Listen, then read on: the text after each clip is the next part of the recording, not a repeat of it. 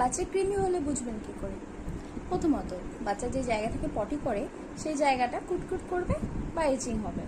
দ্বিতীয়ত, বাচ্চার খিদে পাচ্ছে, খাচ্ছেও কিন্তু তার ওজনে বাড়ছে না, বা বাচ্চার খিদে পাচ্ছে না, সে সারাদিন ঘ্যান ঘ্যান করে, খেতে চায় না, তাহলেও বুঝবেন বাচ্চার কৃমি হচ্ছে।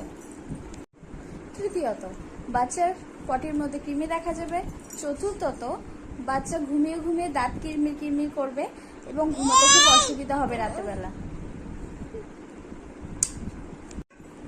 বাচ্চার পেটে ব্যথা হতে পারে এবং খুব ভালো করে অনেক বেশি কৃমি হয়ে গেলে খুব ভালো করে লক্ষ্য করে দেখা যাবে বাচ্চার ইউরিন থেকেও কৃমি বের হচ্ছে।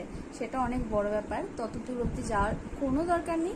আপনারা দয়া করে ডাক্তারের সাথে কনসাল্ট করে কৃমির ওষুধটা খাইয়ে দেবেন। কোনো ঘরোয়া উপায়ে কৃমি নির্মূল করা যায় না।